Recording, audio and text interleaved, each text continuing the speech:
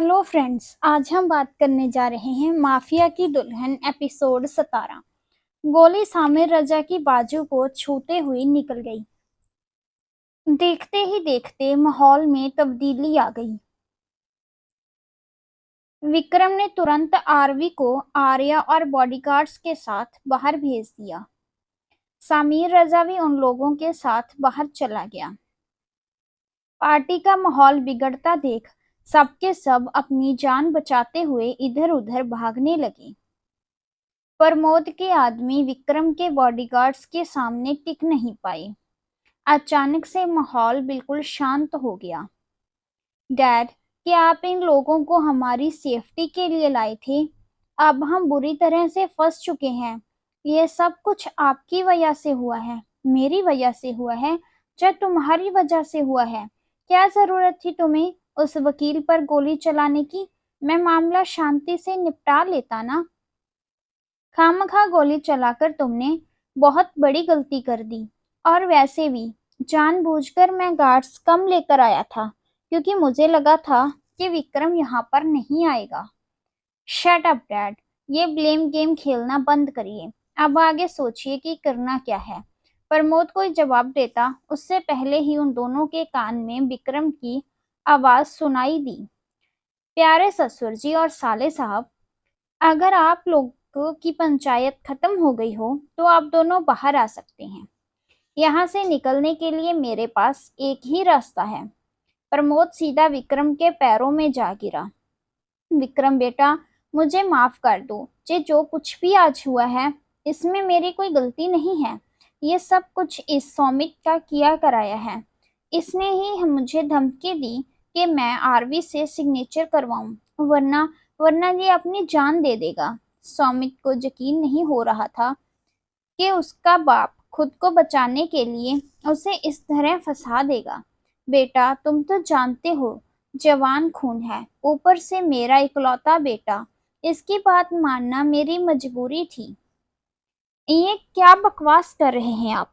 मैं भला आप पर यकीन कैसे करूं, क्योंकि ये सारा कुछ आप दोनों का किया धरा है, और सबसे ज्यादा आपका ससुर जी, जिसकी सजा आप दोनों को जरूर मिलेगी।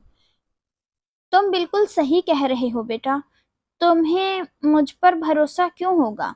मैं तुम्हें यकीन दिलाता हूँ कि ये सारा कुछ इसी लड़के ने का किया धरा है, और मैं खुद अब इसे सजा दूंगा।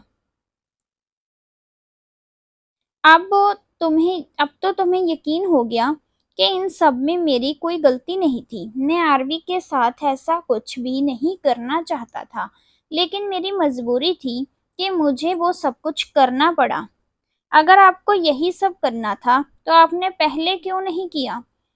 अगर पहले ही आप अपने बेटे को गोली मार देते तो आज ना आपको ये दिन देखना पड़ता, और ना ही मेरी बीवी को ये सब झेलना पड़ता।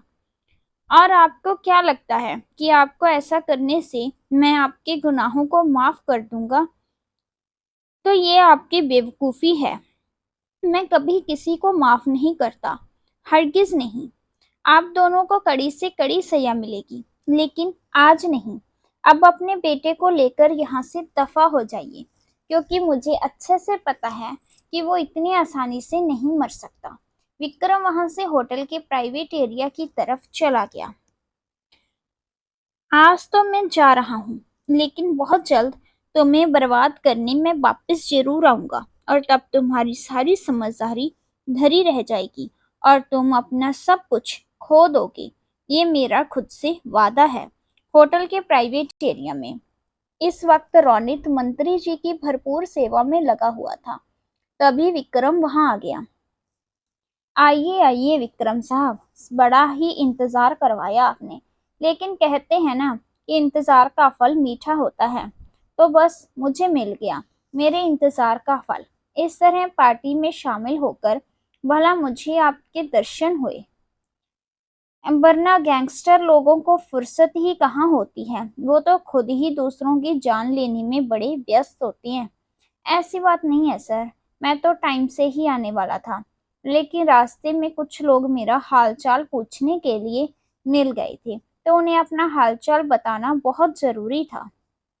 फिर उन लोगों में कुछ सीरियस टॉपिक पर बात हुई। विक्रम ने मंत्री जी से इलीगल हथियारों के ट्रांसफॉर्मेशन की परमिशन ली और इसका अच्छा खासा फायदा भी मंत्री जी को देने का वादा किया। मंत्री जी ने बात करने के बाद विक्रम वापस हाल में आया और एक बार फिर माहौल पूरा पार्टी वाला हो गया। Good evening ladies and gentleman. सबसे पहले मैं थोड़ी देर पहले हुई घटना के लिए माफी चाहता हूँ। मुझे उम्मीद है कि आप सभी को ज्यादा परेशानी नहीं हुई होगी। अब चलिए मुद्दे पर आते हैं। जैसा कि थोड़ी देर पहले आप लोगों को पता चल चुका है कि आहूजा कंपनी के CEO mister late Vinod Ahuja की बेटी मिस आरवी आहूजा अब मेरी वाइफ है और मिस्टर आहूजा की वसीयत के हिसाब से उनकी सारी प्रॉपर्टी उनके इकलौते दामाद यानी कि मैं मेरे नाम पर हो चुकी है। तो अब से उस कंपनी का नया सीईओ मैं द विक्रम वर्धन। आज मैंने ये पार्टी किसी और रीजन से रखी है और वो रीजन है मेरी वाइफ का birthday. So please welcome my sweet wifey Aarvi Vikram Vardhan.